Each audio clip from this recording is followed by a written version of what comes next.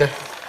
Some good tennis action for you there. We keep telling you what we do right here is we just talk sports. And then good to see the top stars again in 2016 as we get ready for, of course, the first Grand Slam of the year. Yeah, we just can't wait for that one. Rafael Nadal, Roger Federer, all of them.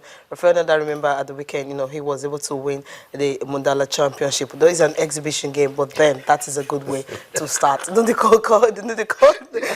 called exhibition tournament. Okay. You know, it's the third time he's winning it. It's a good way to start the year, you know, knowing that I'm starting the year with the trophy in Abu Dhabi. I think that's a good one. Nadal is a champ, a competitor anytime, any day.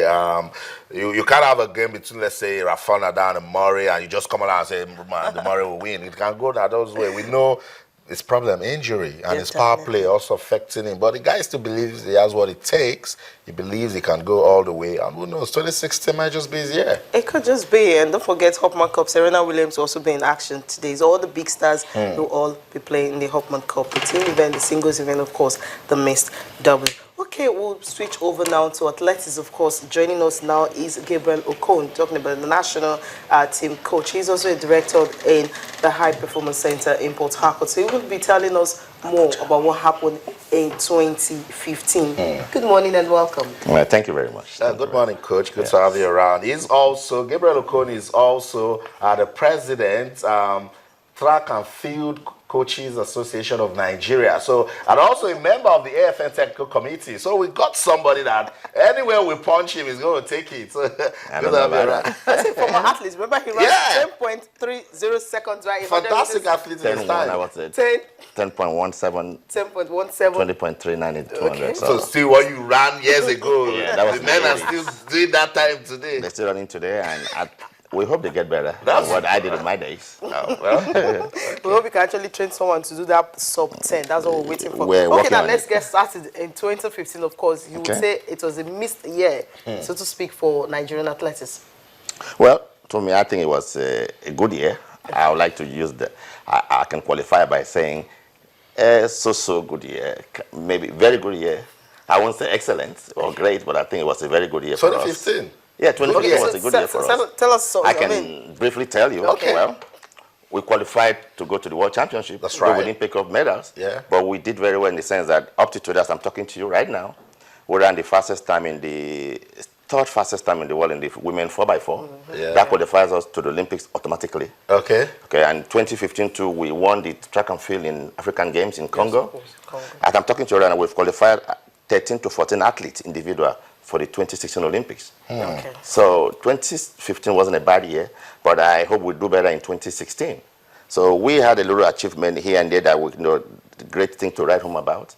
But I think 2016 will be much better than what we accomplished in 2015.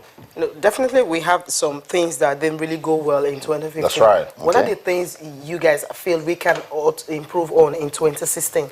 Well, I think in just looking back, I think in 2015, I'm trying to talk about the African Games here now in Congo.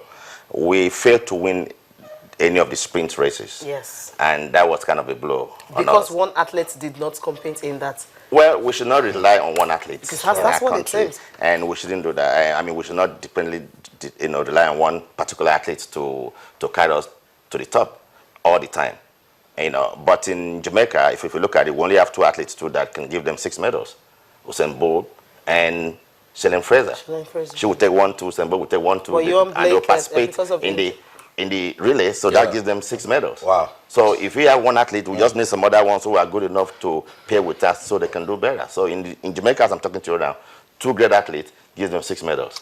Let's discuss this one and then we'll close the chapter on 2015 and come into 2016. 2015, a lot of lessons to learn. I agree with you, it was good. There are positives to take. That has not been their strength, but she relied on her top end part of the race, which is the best part of her race. So so she could not switch at the last end to change gear because she went to the block already down from the lane drawn that she was given. So, Coach, I'm worried because what if she's drawn in lane 9 at the Olympics? But I think, one thing though, I think, let's give Blessing some kudos. She's going, she's got a lot of tremendous amount of pressure. Yeah. She has to deliver. This is a lady that won bronze medal in 2008 Olympics in Beijing. And she won it in the long jump. I still feel that our best event is still the long jump. You know, she came from a long jump background, so she's definitely going to run a very good 100. Our 200 will be iffy. So I actually think that our best bet will be in the long jump, and she also would do a good 100 meters, and of course the relays. So looking at it, we should not only rely on blessing to always deliver. So we should also train some other athletes who are good enough to also make us proud. Okay, now let's move to 2016. 2016. What are the plans for this year? Let's start with the first one. Well, I'm here in Lagos. I came in last night. We're having a marathon, Lagos City Marathon, February 6th, and it's going to be a big one. Right now, we're expecting at least, we have talked to and we have invited 40 elite athletes, Kenya from 9 countries, from Kenya, Ethiopia, Uganda, and Eritrea. We're even talking to some athletes from France and Europe. We also want to make it a colorful event. We don't only want to make it to be an African event. So we're also talking to some athletes from France, from Germany, so so we can make sure that we involve even the Americans. So we're trying, because of the visa problem, so we're still working on them, hoping that they will show up for the race. Okay, now, what's the role of Nigerian athletes itself? I mean, in Plateau State, in Bauchi, in Kaduna, these high altitude states that we have, are we going to be having athletes coming from some of these states to actually participate in the Lagos City Marathon? As a matter of fact, we have a very big package for the Nigerian athletes. The first winner, both men and women, because we're gender friendly, is going to get ₦1 million.